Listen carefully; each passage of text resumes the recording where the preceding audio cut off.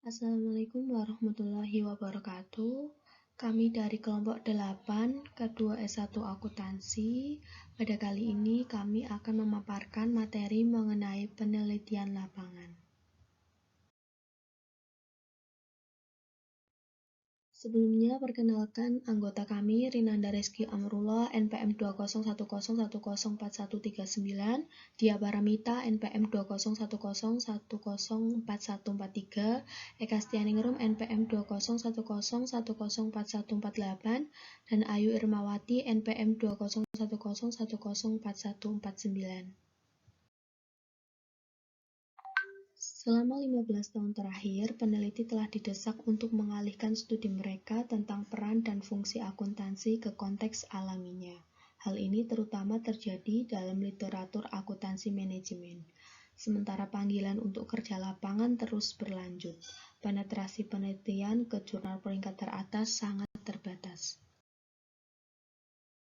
Atribut kurangnya publikasi penelitian studi kasus dan lapangan dengan kurangnya pengetahuan tentang bagaimana melakukan studi yang baik, menekankan pertimbangan validitas dan reliabilitas studi lapangan, khususnya apakah itu menyajikan interpretasi data yang konsisten, apakah pengamatan empiris membenarkan tingkat generalisasi konseptual, apakah penjelasan tandingan untuk observasi telah dipertimbangkan dan atau dihilangkan, apakah peneliti yang berbeda dalam periode waktu yang berbeda cenderung menghasilkan temuan yang serupa.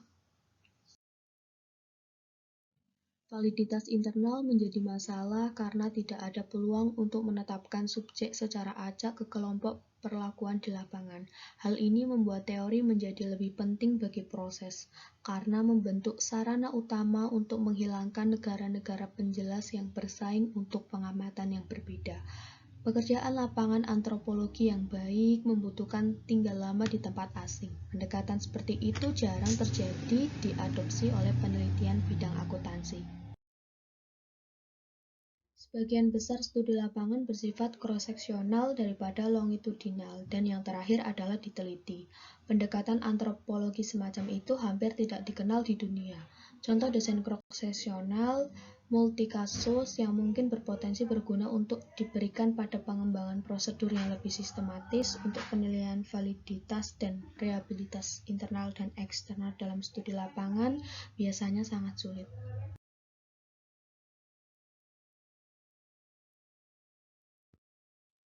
Tiga bentuk penelitian lapangan yang berbeda, yaitu peserta lengkap, pengamat lengkap, dan pengamat peserta.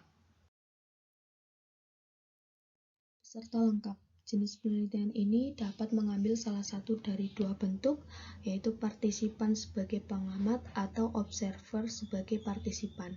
Partisipan sebagai pengamat, yaitu peran pengamat sebagai peneliti disembunyikan dari organisasi partisipan.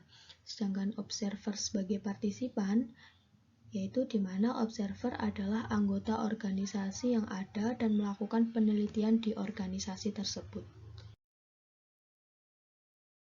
Pengamat lengkap, pertimbangan misalnya dalam hal keinginan untuk mengamati proses yang bersifat eksekutif, mungkin di tingkat dewan, antara lain observasi partisipan atau non-partisipan, observasi terbuka atau terselubung, penipuan yang dapat dipertahankan secara etis dalam kondisi terselubung, pengamatan langsung atau tidak langsung, keandalan data sekunder.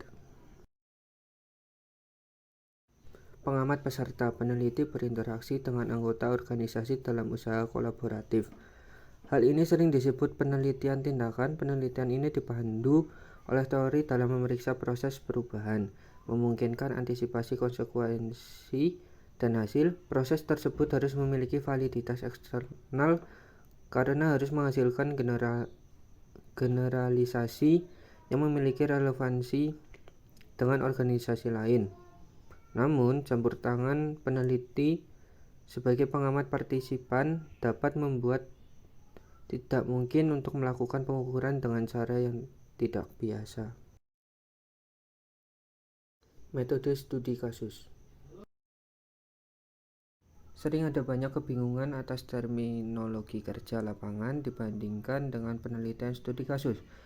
Studi kasus biasanya menyiratkan penelitian terbatas pada satu unit analisis, mungkin satu departemen, perusahaan, industri, atau bahkan negara, bahwa itu jauh lebih sempit daripada yang mungkin dianut oleh istilah kerja lapangan, di mana yang terakhir akan mencakup studi yang lebih umum tentang aktivitas sosial di bidang.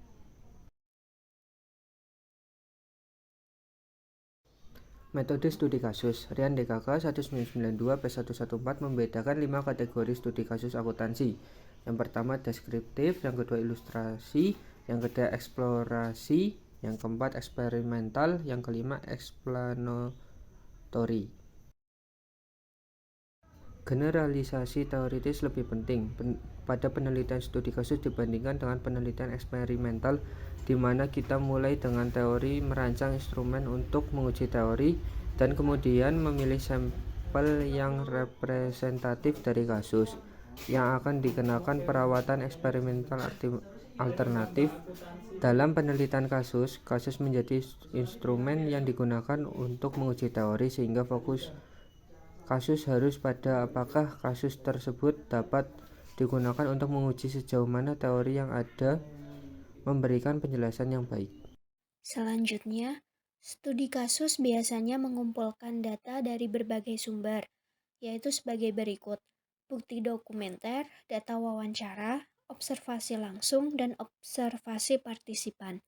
Penerapan beberapa metode tersebut disebut triangulasi dan menawarkan kesempatan untuk mengakses sumber yang berbeda, baik untuk metode penelitian umum atau triangulasi dalam metode, dan dengan metode yang berbeda atau triangulasi antar metode.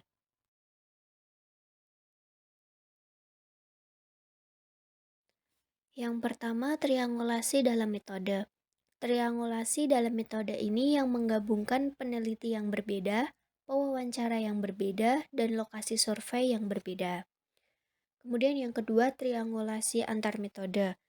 Triangulasi antar metode ini yang menggabungkan hasil yang berbeda dari katakanlah wawancara, survei, dan pengumpulan data arsip, dan dapat mencakup pendekatan kuantitatif dan kualitatif. Bias berpotensi diperkenalkan dalam fase pengkodean dan interpretasi. Penelitian akhirnya memutuskan bagaimana setiap kalimat dalam transkrip akan dikodekan dan yang lebih penting, menafsirkan makna yang terkait dengan bagian teks yang dipilih dalam hal konstruksi teoritis. Pengkodean dan interpretasi data transkrip yang konsisten dan valid merupakan kunci mutlak untuk keandalan analisis ini. Cara untuk mengurangi bias adalah dengan menggunakan banyak penelitian baik dalam fase pengkodean maupun interpretasi. Peneliti Chua tahun 1996 menekankan bahwa penelitian lapangan bukan bercerita belaka, melainkan upaya membangun teori yang sangat bersandar pada teori dan literatur yang ada. Peneliti studi lapangan tidak memiliki padanan Cronbach alpha dari penelitian survei.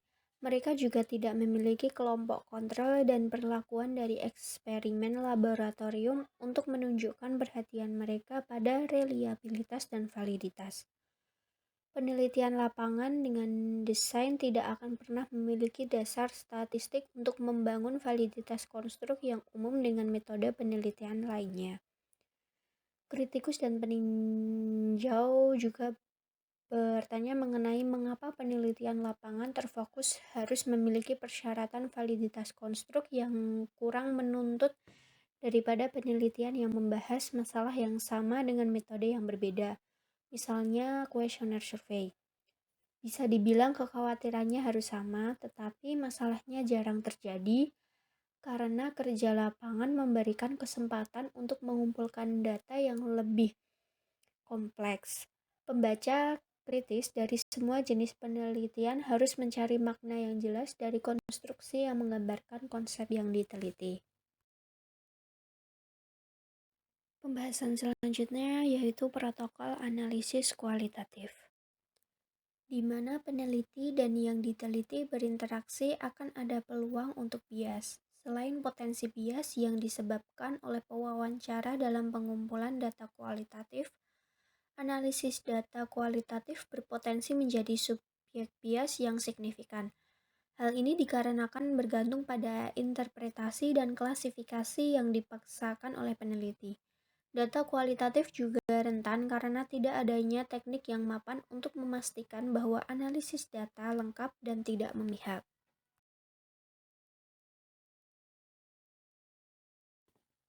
Penggunaan protokol analitis sistematis seperti yang dikembangkan oleh Miles dan Huberman tahun 1994 meningkatkan kepercayaan pada ketidakberpihakan analisis kualitatif dikarenakan yang pertama, menyediakan rantai bukti dari transkrip ke hasil analisis.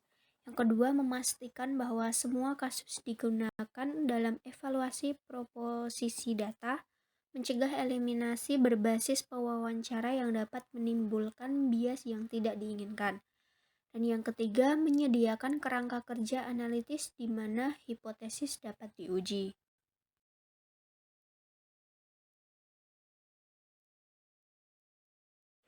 Silverman pada tahun 1985 menyarankan tipologi yang terdiri dari 3 pendekatan alternatif untuk penelitian etnografi. Pertama, ada antropologi kognitif, yaitu penelitian yang berfokus pada kompetensi individu dalam berkomunikasi dalam budaya yang diteliti. Contohnya, cara para aktor dapat berkomunikasi dan berperilaku sehingga mereka dapat diterima oleh kelompok lainnya. Selanjutnya yang kedua, ada interaksionisme simbolik, di mana penelitian tentang cara aktor mengubah budaya organisasi tempat mereka terlibat. Dan yang ketiga, ada etnometodologi, di mana penelitian yang kurang memperhatikan pendekatan komunikasi dan interaksi dan lebih memperhatikan perilaku sosial para aktor yang terlibat dan interpretasi mereka terhadap hasil. Selanjutnya kita bisa masuk ke dalam situasi lapangan dengan sedikit teori untuk dipegang. Tujuannya mungkin untuk mengembangkan teori sebagai hasil dari temuan kasus awal. Nah, sejumlah metode alternatif telah dirancang untuk mencapai prestasi ini, termasuk grounded theory oleh Glasser dan Strauss pada tahun 1967, induksi analitik oleh Denzin pada tahun 1970, dan ada penelitian studi kasus oleh Bloor pada tahun 1978. Tanpa berusaha memperdebatkan keunggulan label alternatif, ciri-ciri umum berikut ini muncul. Pertama, ada definisi fenomena yang diselidiki dengan harapan awal. Selanjutnya, yang kedua, ada penjelasan hipotesis dari fenomena tersebut. Dan yang ketiga, ada pemeriksaan kasus secara berurutan untuk menentukan sejauh mana mereka cocok dengan penjelasan hipotesis. Dan yang keempat, ada di mana variasi diamati, modifikasi definisi fenomena, karakteristik kasus, dan formulasi ulang hipotesis apapun berdasarkan pengamatan, pemeriksaan sejauh kecil insiden fenomena atau kasus untuk mengidentifikasi fitur bersama dan titik varians. Dan yang terakhir, spekulasi tentang alasan untuk terus melakukan pengamatan atau menyimpang kasus kelanjutan dengan latihan perumusan ulang untuk kasus-kasus berturut-turut sampai model universal dapat dibentuk yang sesuai dengan sejumlah besar pengamatan. Fitur-fitur tertentu dari proses partisipan pengamat dapat diidentifikasi yang mungkin dianggap sebagai kerugian dan membahayakan validitas hasil penelitian dan perkembangan teoritis selanjutnya. Di mana yang pertama itu ada kedekatan dengan peristiwa unik, kedua ada kesempatan terbatas untuk mengklasifikasikan dan menggeneralisasi data, ketiga ada sampel yang tidak representatif, keempat ada kehadiran peneliti yang sebenarnya yang dengan sendirinya dapat mendistorsi pengamatan, kelima ada perlakuan pengamatan yang tidak biasa sebagai tipikal, keenam ada pengamatan pribadi subjektif yang mungkin memiliki validitas terbatas, dan yang terakhir ada situs host yang dapat memblokir akses ke subjek penelitian. Selanjutnya, berikut ini adalah sejumlah karakteristik umum terlibat, di mana pertama, dampak peneliti pada spesifikasi masalah, strategi penelitian, dan metodologi. Selanjutnya ada norma, nilai, kode etik, asumsi peneliti. Selanjutnya ada konteks politik di mana peneliti beroperasi. Selanjutnya ada kontingensi atau peluang selama penelitian, khususnya akses ke pendanaan dan organisasi tuan rumah. Dan yang terakhir ada kendala sumber daya yang menghambat peneliti. Grounded Theory. Grounded Theory telah menjadi metode yang semakin populer di kalangan peneliti kasus akuntansi, meskipun penerimaannya oleh editor jurnal agak lambat. Grounded Theory semakin diadopsi sebagai pendekatan kualitatif yang disukai dalam lingkungan studi bidang akuntansi.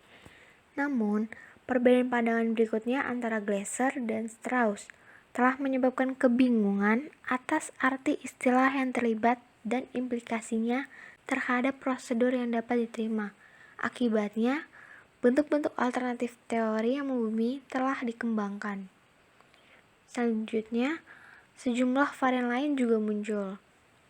Oleh karena itu, semua bentuk grounded teori yang telah dipertanyakan oleh para positivis atas dasar kurangnya validitas eksternal, sebuah faktor yang berkontribusi pada pembatasan jumlah editor jurnal yang dapat menerima pendekatan grounded theory. Lowkin pada tahun 1995 menekankan pentingnya peneliti dalam studi grounded theory karena mereka merupakan dasar bagi proses penemuan dan validitas penelitian yang bergantung pada makna bersama peristiwa oleh peneliti dan yang diteliti. Selanjutnya, analisis protokol verbal. Menurut Silovich pada tahun 1969 memberikan dasar untuk penggunaan protokol verbal sebagai metode pengumpulan data dalam latihan penilaian. Subjek melakukan latihan di mana mereka berpikir keras, merinci apa yang mereka lakukan dalam hal informasi yang digunakan dan cara penggunaannya. Isi dari protokol verbal ini memberikan dasar untuk pemetaan proses keputusan dan perilaku pemecahan masalah. Analisis protokol verbal atau VPA jarang digunakan dalam lingkungan akuntansi. Ini memberikan peluang untuk menghasilkan kumpulan data yang sangat kaya, tetapi keterlibatan sumber daya sangat besar. Hanya satu subjek pada satu waktu yang dapat dievaluasi, dan peneliti harus memantau pelaksanaan latihan dan meminta subjek untuk memastikan bahwa dia mempertahankan narasi yang konstan selama proses pengambilan keputusan. Kesimpulannya, sumber daya tersedia untuk mempekerjakan lebih banyak subjek dan untuk mengevaluasi pertimbangan mereka secara rinci. VPA menyediakan sarana alternatif yang kuat untuk mengeksplorasi proses keputusan yang masih sangat kurang dimanfaatkan. Baik, sekian pemaparan materi dari kelompok kami. Kurang lebihnya mohon maaf. Wassalamualaikum warahmatullahi wabarakatuh.